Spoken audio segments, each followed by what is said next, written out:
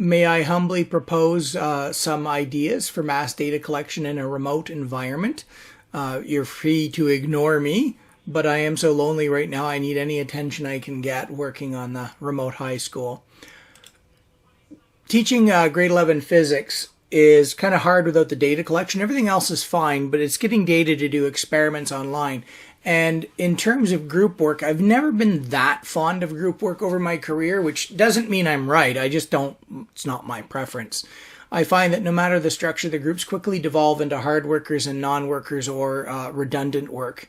And they don't really know how to exploit the power of true teamwork. And so since the beginning of my career, I've always liked mass data collection, hardcore quantitative data for experiments. And recently I've been deploying that on Google Zoom, and it's worked out really well. So I thought I would share what has been working for me in physics. And I can justify it there. We're doing energy right now. And I do food energy somewhat because we've got latent heats and other things in the curriculum. But it's particularly useful to me to have them understand food energy in joules so they can get the idea that, oh, this rocket, the height it was lifted to, we could convert that to how many hamburgers for you to do that. And there was a statement that used to be around when I was a kid quite frequently. You'd hear old people going, if we shared our food and fed the starving people of Earth, we'd all starve. So I thought we would take what I call a folk hypothesis and put it to a test. And it only took about half an hour online, and our online time is very precious because of the contracted nature of the course. So what I set up was I set up the structure for them. I set up a spreadsheet, and the spreadsheet they were told, don't touch a colored column. Those are all mine, other than the delta I forgot. They double-click for the instructions. There's nothing else they need besides this spreadsheet, and it would take about as long as I'm taking right now to explain it. Each kid was assigned a country 1 to country 171. I'm starting from the top of the list and the bottom of the list and working towards the middle. So myself, I got country 14 and 158, which when they go to the website, that's Kazakhstan and Mozambique. And all I had to put in was the population of the country and the kilojoules per person, and the blue column and this column, whatever color it is because I'm colorblind, self-populates. And we're getting a running average of the what would happen if we took a rich country in terms of food and a poor country in terms of food and blended them. And as we went along, we did blocks, 28 at a time, because I have 14 students. It's a very small class. By the time we get to the end, we have a mass data collection of all 171 countries. In about 20 minutes, it was done. Interestingly enough, no matter how much I tell kids to round to look for the big picture, there's always somebody in every class that cannot let go of every single decimal point.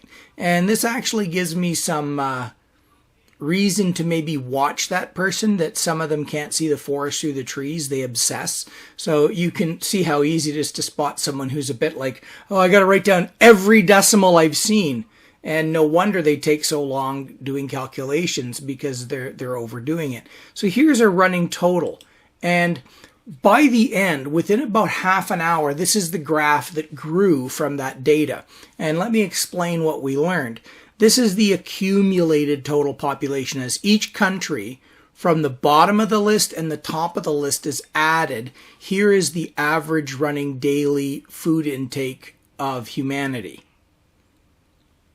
And what you see here is what's called regression to the mean.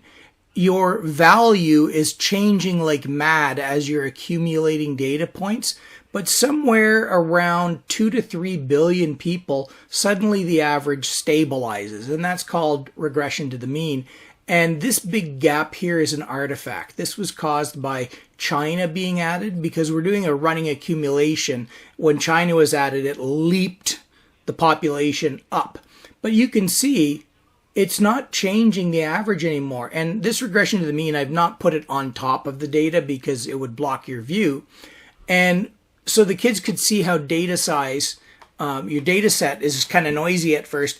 And they could also see when collecting more data will not help. It's extraneous. It's more than you need to make your conclusion. So we got a very rich data sample open to a lot of interpretation within 20-25 minutes.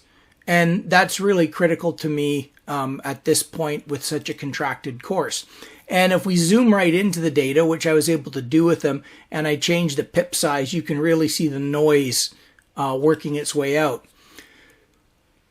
So in less than an hour, the hypothesis, or what I call a folk hypothesis or conceit, if we fed the starving people of the earth, we would all starve, by collecting population and food intake data for the whole planet and finding a grand average of 11,600 megajoules a day versus the current Canadian consumption of 14,700,000 joules a day, that we see a 20% reduction in food supply, which isn't starvation, and it's still well over the minimum. Now, if we wanted to go further, we want to see how much has Canada's food population changed over time.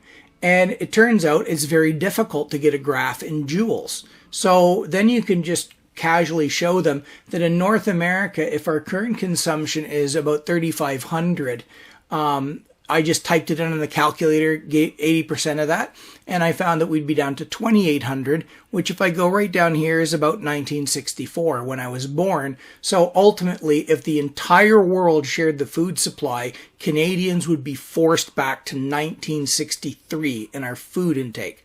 Therefore, the hypothesis is absolutely a crock. And we did this very fast, and we had time to discuss very rich conclusions. Where do I go from here? The first time I do this, I give them all the instructions, I gave them the website, and I labeled the countries they had to do numerically. All the mathematics and graphing I had set up beforehand, so they only had to do the data collection. Now, as we move into waves and sound, I back off on the instructions and let them figure out where to get the data, and they will have to create the graphs. There will be issues they're going to hit when the data comes in non-metric units or weird units, temperature, density, pressure, and they're going to have to sift through these tables and try to figure out the data they can use from tables they may not understand at first, which is why I use this graph. We could find the graph, but it was in kilocalories, but we don't need to convert it. All we need to know is, could this graph show us when 80% food supply occurred? And yes, it's very easy to do. Because remember, we don't have a textbook now. They've got to go on the internet and try to find this stuff. And so slamming into tables they may not understand, that's the internet. That's what we get without librarians and textbook editors. Now I'm going to divide them into teams. But the teams, not like in the past where I said each kid is given the assignment, I am simply going to say your team solid, your team liquid, your team gas. They'll have a breakout room, and their job is to collect the speed of sound for substances and plot them against density. And there will be no formal write-up for this. By the time they've created the spreadsheet, the conclusions will be self-evident, and we don't have time. I'm interested in the big ideas right now, not diving into the details of a formal write-up. And I don't care if you like formal write-ups, go for it. But to me, I want this data collection and interpretation to be the highlight. On this one, there'll be 2 photographs with the instructions, and anything they mouse over, say they mouse over speed, they get other instructions on these little comment pips here. And this works really well to strip out a giant instruction page. And the point of why I'm doing this is, as we approach the culminating activities, I am increasing what I call my reduction in instruction. And instead, I'm giving them goals, with the path to the goal being intelligently arrived at on their own or interacting with me. And I find these activities with mass data collection really help them see how rapidly they can collect data when a laboratory environment doesn't exist, or a convenient textbook that has sanitized, easily comprehensible tables in the back. Next, as we move into sound, then we'll go into real data collection using their cell phones, which would be a safe lab for sound. You know, I tried in motion to get them to build a catapult and throw their cell phones through the air to record the acceleration, but for some strange reason, none of them wanted to do it. So Physics Toolbox Suite is a great suite that will collect data off the smartphone, and between that and Audacity, we'll be able to conduct a lot of excellent labs at home that are extremely safe, but at the same time, show them how they can access pre-existing data sets on the internet if they're willing to give themselves a little bit of time to understand. So that's basically what I'm doing in terms of data collection and replacing experiments. And hopefully this has been of some interest to you. If not, just ignore me. Thank you.